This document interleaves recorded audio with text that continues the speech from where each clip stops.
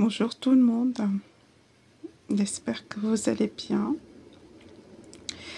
Et si ça ne va pas, que Dieu vous envoie la force qu'il faut pour sortir du problème, pour sortir de ce qui ne va pas.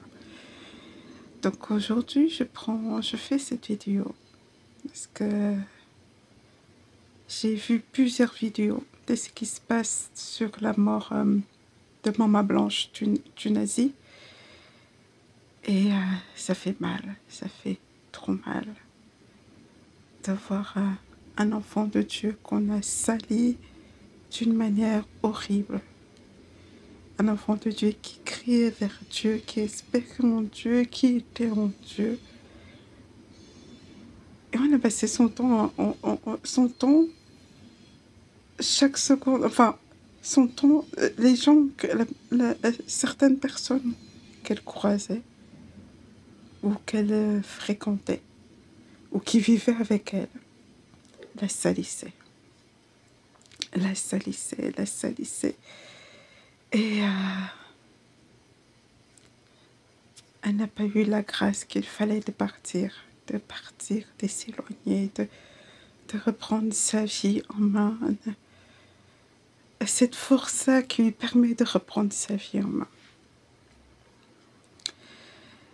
Et aujourd'hui, chaque vidéo que le pasteur Tunazi a pu faire, après investigation, on démontre le contraire. Le certificat qu'il a ramené, c'était faux. Même la dame, la Maman Tunazi allait bien. Et d'après les dires de la nounou, le fait qu'elle soit morte, c'est bizarre. Et tu viens de perdre ta femme et tu te maries déjà. Nous, on ne connaît pas cette dame, on l'a pas fréquentée, mais ça fait mal au cœur. Toutes ces suites, toutes ces successions, ces suites d'événements, la manière dont ça se déroule, la manière dont elle est salie, même dans la tombe, on la laisse pas en paix. Ça fait trop mal. Et donc, on a l'impression qu'au fur et à mesure que les investigations continuent, que le pasteur l'a tué. On va vers ça. C'est comme si c'était les ténèbres autour de tant de ténèbres autour de cette mort. Et au fur et à mesure où on ouvre une porte, que les ténèbres fermées, on a l'impression que le pasteur l'a tué. Ou un groupe d'hommes chrétiens l'ont tué. Et c'est horrible. C'est horrible, ça fait mal à chaque fois que j'ai découvert une vidéo où il y a une nouveauté, on découvre une autre fausseté, ça fait mal. Mais c'est horrible, horrible ce que la femme a subi. Et même, c'est horrible, on dit que le pasteur faisait dans les ténèbres. C'est horrible. Ce qu'il faisait dans les ténèbres. Et ce qui me fait encore mal, c'est que jusqu'à aujourd'hui, dans son église, il arrive à manipuler. Il arrive à avoir des adeptes, des gens qui sortent et qui l'appellent papa spirituel, papa Tunazi. Et qui parlent contre toutes ces vérités-là qui sont en train de sortir, qui parlent contre c'est-à-dire il a dit que le certificat, il a remis le certificat est faux. Et toi tu viens, tu dis quand même, papa Tunazi, le certificat est faux, il y a un sang qui a coulé, un sang de Dieu, qui vient de Dieu, un enfant de Dieu, il y a un sang. Tu viens, tu dis le certificat est faux. Ton amour, tu le donnes à qui? Tu donnes à la personne qu'on a fait vivre l'horreur ou quelqu'un qui te manipule. Quand tu appuies tu as vu une telle personne, c'est quoi le problème? Et donc, je voudrais parler de la manipulation mentale que certains chrétiens subissent. La manipulation qui fait que tu adhères même aux paroles de quelqu'un qui a fait mal. Cette manipulation-là doit s'arrêter. Et j'ai écouté une vidéo d'un pasteur qui dit que cet événement-là qui est en train de se produire, c'est en fait pour sortir ces personnes. Dieu veut sauver ces brebis-là que d'autres personnes manipulent. J'étais comme ça. Quand j'écoutais ces vidéos, je me suis rappelé que j'étais comme ça. Et si Dieu a eu tellement compassion de moi, a commencé à me sauver de ce lavage du cerveau, il faut que j'aide ceux qu'il est en train de sauver là, par cette affaire, que je les aide, que je sois comme une torche. J'allume une torche, je la montre le chemin, c'est par là que vous devez y aller, pour aller vers le vrai Dieu. Vous êtes dans cette église où il y en a certains qui veulent vraiment Dieu, mais sont manipulés. Et donc ils sont emprisonnés par ces manipulateurs-là. Certaines églises les manipulent. Et je vais être une torche, comme une torche qui vous montre, c'est par là que vous allez, va être le chemin qui vous mène vers ce Dieu-là que vous êtes en train de chercher vraiment. Donc moi, j'étais dans une église, dans beaucoup d'églises, où j'ai vécu des choses horribles. Dans une de ces églises où j'ai cherché Dieu, on a pris tout mon argent, au point que je me suis retrouvée endettée. Et à chaque fois, il me disait de donner, je donnais. Comme actuellement, le pasteur Marcelo, avec tout ce qui est en train de se passer, réclame les sous à ses fidèles. Moi, j'étais comme ça, je donnais. Je n'ouvrais pas mes yeux pour bien voir. Je n'ouvrais pas mes oreilles pour bien entendre. Je mangeais tout. Dès qu'on disait ah, dès que le pasteur disait ah, hop, je courais. Je n'examinais pas vraiment la cause de la personne qui souffre, la cause de la personne à qui on a fait mal. Dès que j'entendais, il faut pardonner quelqu'un qui a péché, hop, je prenais le pardon, je donnais la personne qui a péché. Mais la personne qui souffrait là, à qui l'autre avait fait du mal, je ne m'attardais pas. Donc avant de prendre le pardon et donner à celui qui a péché, occupe-toi déjà de prendre ta compassion, d'envoyer à Maman Blanche, de prendre ta compassion, là où elle est, tu l'envoies. Là où elle est, mais Dieu ressuscite-moi. Dieu ressuscite-moi. Là où elle est, tu l'envoies. Si tu as l'intention de la ressusciter, qu'il ressuscite. S'il a l'intention de faire juste, tu envoies ta compassion. Dans chaque chose, tu l'envoies. Avant d'envoyer ton pardon. D'abord, compassion. Elle est sous terre, ses enfants, là ils sont là, ils n'ont pas le droit, ils n'ont pas le droit de parler. Même s'ils veulent parler, tellement le travail qui a été fait avec violence. Que parler, ils ne pourront pas, si Dieu ne vient pas avec sa force et rentre pour qu'ils parlent. Ils ne pourront pas. Donc, chaque fois, dès que tu entends affaire, cette affaire, la première chose que tu fais, tu envoies ta compassion à Maman Blanche. Que Dieu fasse ce qui doit être bien, qui devrait être fait dans cette affaire-là. Sa gloire, la vraie gloire. Donc j'étais comme ça, quelqu'un a fait, ah, Dieu a dit de pardonner, il faut pardonner, oui, mais avant de pardonner, occupe-toi déjà de la personne à qui on a fait mal. Occupe-toi de sa guérison, occupe-toi de son cœur qui a été anéanti à chaque seconde. Occupe-toi de ça. Le pardon, tu t'occuperas de l'autre après.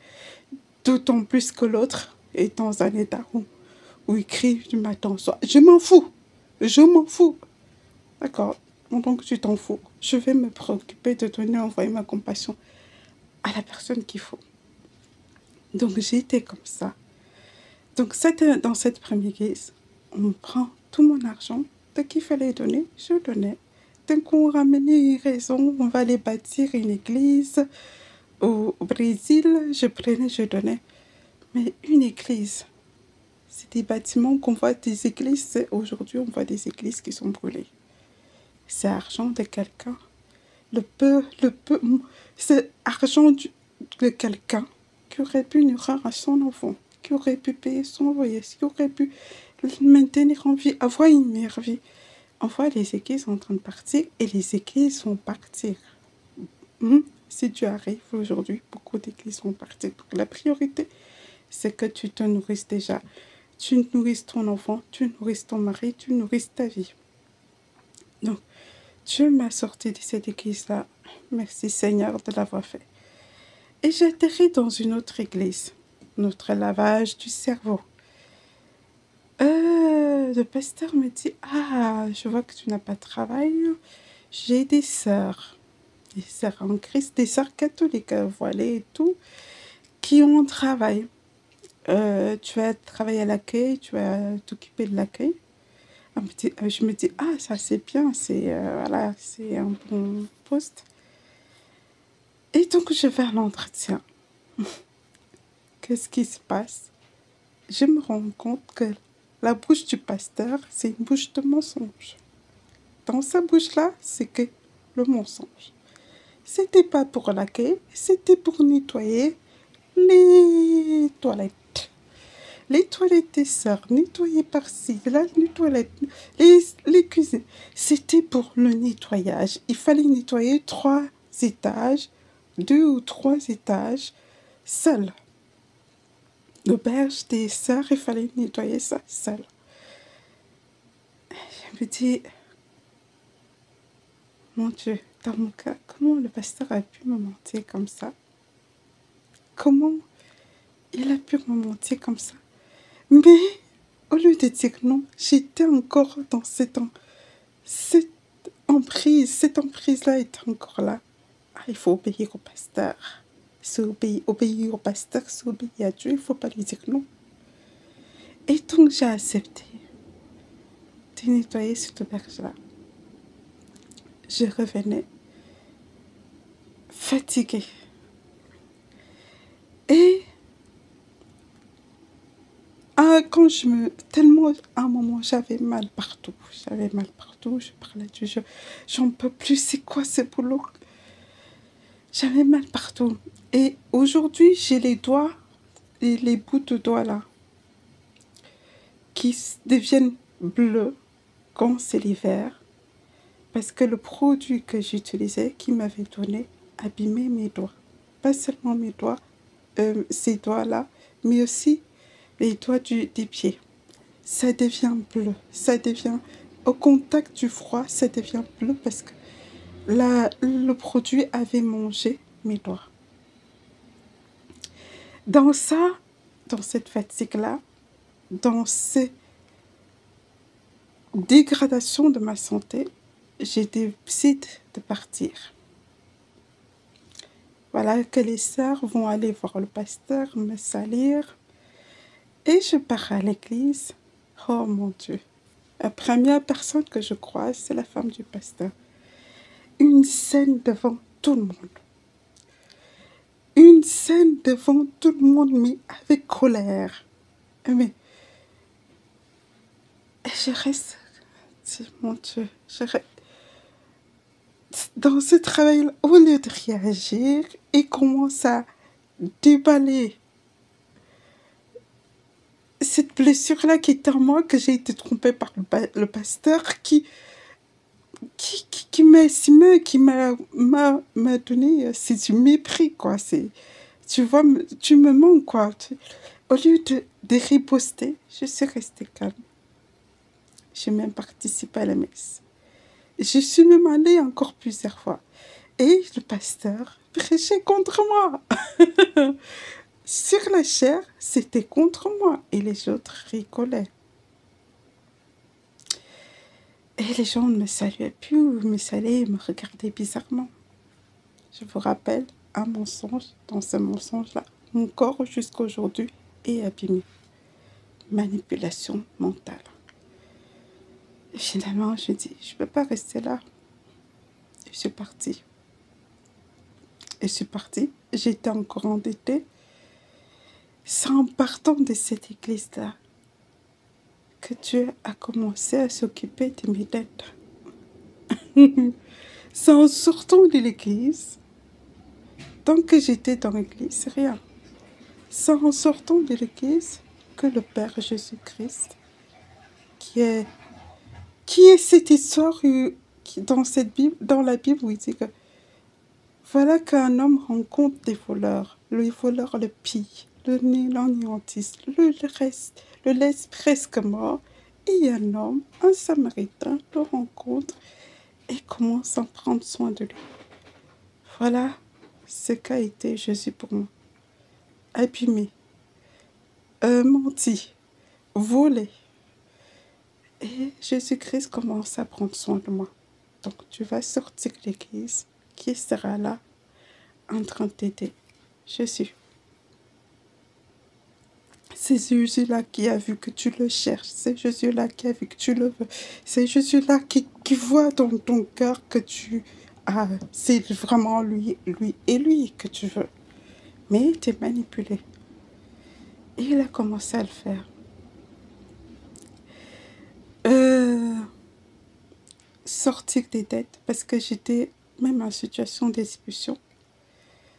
Le jour où il devait venir pour m'expulser, il a intervenu. Il a arrêté l'expulsion. Je devais me retrouver dehors avec moi et mon enfant. Dieu est en œuvre, est entré en œuvre et a commencé à faire. J'avais pas de dîme à lui donner. Je rappelle, mon argent était allé auprès de l'église. Ils mangeaient, ils buvaient, ils avaient une belle vie, ils voyageaient. C'était moi et mon enfant mouraient de faim. Parfois, pour manger, j'allais cueillir des fruits dans le quartier. Vêtements troués, chaussures trouées, voilà, des choses horribles. Et Jésus-Christ, dans mes cris, dans ma recherche de cette personne, la recherche de le connaître vraiment, a commencé à faire sans dîme. Parce que dans l'église, dîme. Le peu que tu as, tu dois donner. Le peu que tu as, on te manipule pour donner. Et il faut sortir. Sans dîme, tu as à donner. Je sors de l'expulsion, il commence à à envoyer de l'argent pour payer la dette. Il commence à envoyer de l'argent pour payer les dettes. Je sors des dettes. Sans église. Mais dans ma tête là, le travail que les pasteurs avaient fait, le travail, c'est-à-dire le nettoyage était tellement horrible. Et Dieu a vu qu'il était tellement horrible, un point que à chaque fois qu'un pasteur parlait, même à travers une vidéo, il y avait encore cette mentalité que dès qu'un pasteur parle, je dois me soumettre, même à travers une vidéo. Dès qu'un pasteur parle, je dois me soumettre. Je dois obéir sans obéir un pasteur, c'est obéir à Jésus. Et Dieu faisait ça. Donc il envoie qui? Sonia Mabiala. Sonia Mabiala, que beaucoup combattent, que beaucoup essayent d'anéantir, parce qu'elle est cette lumière-là qui dit que attache-toi à une seule personne, Christ. Elle fait partie de ceux qui disent attache-toi à une seule personne, Jésus-Christ, attache-toi. Donc on fait toutes les saletés du monde pour l'anéantir. Donc elle envoie. J'étais comme ça chez moi. il y a une voisine qui me dit: «Ah, je remarque le changement chez une voisine». Je dis: «Mais t'as changé». Elle me dit qu'elle écoute Cautionnaire. Donc elle me donne ses vidéos et c'est comme ça que je commence à écouter. Parce que Dieu voulait travailler cette mentalité que là où ce qui était ancré en moi passe par je mange. Ce qui te fait avaler, il y a certains d'entre eux, c'est comme des cacas. Ils te font avaler des cacas, tu avales, tu manges. Tout de suite, tu n'actives plus ta tête là. Tu prends plus quelque chose. Est-ce que ce qui vient là de la part du pasteur, c'est vrai? Est-ce que c'est vrai? Moi, c'était comme si dans ma tête là, c'était un péché. Essayer se permettre d'analyser, de contredire dans ma tête, même dans ma tête là où moi et Dieu on est censé loger, on logeait plus lui et moi, on logeait avec tout ce qui s'opposait à ma réflexion lorsque le pasteur parlait. C'est ce qui logeait là. Donc pasteur parlait, j'avalais, pasteur parlait, j'avalais. Et c'était gravissime. Donc, je commence à écouter le Cautionnaire. Je commence à écouter Cautionnaire. Il y a un changement dans ma tête. Je commence à nettoyer mon entourage. Je cherche Dieu.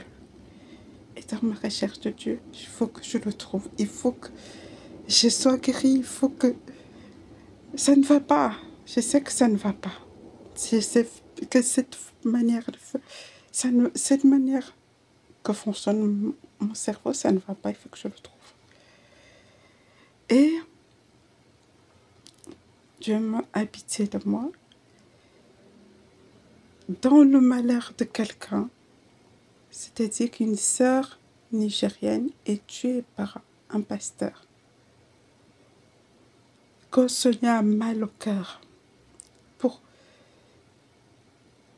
une telle abomination qui a pu se faire dans Christ, un tel crime qui a pu se commettre d'une manière horrible. Donc, elle prend son téléphone, elle prend sa caméra, elle se met à parler. Elle se met à parler aux femmes croyantes. Elle se met à dire tellement de vérités. Et je me dis, aujourd'hui, je suis peut-être pas avec un mari qui me tue, mais dans ma tête, là, c'est comme si c'était devenu un mari. Dès que cette voix-là se déclenche, je dois me soumettre. Je n'ai pas intérêt à désobéir à cette voix. Donc, c'est comme si c'était un mari. C'était devenu un point, j'en parlais à ma famille. Dès que je veux dire quelque chose, il y a des coups dans la maison. Mais des coups gravissimes. Je me disais, au début, je me disais, peut-être c'est moi qui entends des voix. Et je demande à mon enfant, est-ce que tu entends aussi? Il me dit oui. Ah bon, ça c'est bizarre. Donc, à chaque fois qu'un pasteur parlait, c'était cette puissance-là s'accompagnait d'un bout de pasteur. C'est tout obligé que j'obéisse au pasteur. C'est tout accompagné d'une puissance ténébreuse qu'il fallait que ça vale tout de suite ce que le pasteur a dit. Chaque personne, je devais avaler tout ce que les gens disaient. Donc, quand Sonia m'a parlé, elle dit, je n'ai peut-être pas de mari, mais ce qui se passe dans ma tête, c'est comme si j'avais un mari et ce mari-là, quand je regarde sa manière de faire, c'est violent sur ma vie et mon enfant. C'est direct la mort. Donc, ça arrive, cette vidéo-là, je pense qu'elle a fait pendant la période de Covid. bon, dans la période de Covid ou quelques temps avant, après, elle fait cette vidéo pour tellement elle avait mal, tellement elle avait mal, tellement elle avait mal, elle parlait pour qu'on s'attache à Christ et parler dans sa douleur, une telle chose soit, comme il s'est parlé, pour qu'on sorte des, des soumissions à n'importe qui. On sort de ça, de sorte de ce qui nous violente, on sort. Donc elle parlait, elle parlait. Et quand ça arrive, donc il y a aussi en même temps, c'est comme si le monde se lève à cet instant-là pour la faire tomber, pour la salir sur une chose qu'elle n'a rien fait. On la salit, on la salit, on la salit. C'est-à-dire que à peine elle prend sa bouche, elle sauve les gens en Chine. Elle prend sa bouche, elle parle pour les gens. Dès qu'elle parle, les gens se bougent. Et c'était dans une situation où on vient d'aider. Donc, elle faisait ça. Donc, on a trouvé le moyen de la salir au point où elle s'est retirée. Donc, elle se retire. Moi, je me dis, moi, je vais m'accrocher à cette vidéo-là. Donc, elle se retire, en même temps qu'elle se retire des réseaux, beaucoup de gens se retirent parce qu'on la salissait. Beaucoup de gens se retirent à cause de suivre, se mettre à suivre ce qui la salissait. Je me dis, je vais m'attacher à cette vidéo. Donc, à cette époque-là, je regardais son compte, je voyais comment on n'écoutait plus ces vidéos. Vous voyez combien on n'écoutait plus ces vidéos. Mais cette vidéo qu'elle a fait sur la femme qui a été assassinée par, je ne sais pas si c'était un pasteur ou son mari, à qui le pasteur avait dit d'épouser le mari. Le pasteur lui disait de rester dans ce mariage. Le pasteur... Donc elle écoutait. Le pasteur lui dit écoute. Le pasteur dit écoute. Ne sors pas du mariage. Le pasteur dit ne sors pas du mariage. Tu écoutes. Le pasteur dit donne l'argent. Tu écoutes. Le pasteur... Elle est morte à force d'écouter le pasteur. Moi, je viens de raconter à peu près ce qui m'est arrivé à force d'écouter le pasteur, jusqu'au point où tu veux raisonner contre les mots du pasteur. Il y a une puissance qui te dit non, tu n'as pas intérêt. Sinon, je l'entends dans ta maison. Et moi, je me suis mise à écouter cette vidéo-là, pendant que les autres n'écoutaient pas cette vidéo. Cette vidéo qu'elle a fait, je pense qu'elle fait 84 cas aujourd'hui. Parce que je l'ai écoutée du matin au soir. Même la nuit, je dormais avec cette vidéo. Je pense que c'est depuis ce temps-là, c'est sa vidéo qui a fait le plus de vues. Pourquoi? Parce que je l'ai écoutée du matin au soir. Matin au soir, pour sortir de cette emprise-là, qui m'interdisait de dire non au pasteur, qui m'interdisait de mettre ma réflexion en place lorsqu'il y avait une idée, lorsque quelqu'un parlait, lorsque quelqu'un... J'ai fait 84 cas aujourd'hui, alors que ces vidéos aujourd'hui ne font plus énormément de vues. Ça fait de l'effet. Ça fait de l'effet. Tes vidéos font de l'effet à ceux qui suivent ces vidéos. Je t'invite à la suivre. Mais cette vidéo, elle a fait 84 cas parce que je l'ai écoutée du matin au soir. Jusqu'à aujourd'hui, je l'écoute toujours. Je l'écoute toujours parce que je vais sortir de cette emprise-là où tu dis, j'avale. Tu sors tes cacas là, je dois les avaler. Non, je n'ai pas avalé tes cacas. Si c'est caca, si je regarde ces cacas, je n'avale pas.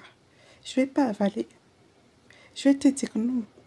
Je vais te regarder devant la parole de Dieu et je vais te salir avec la parole de Dieu.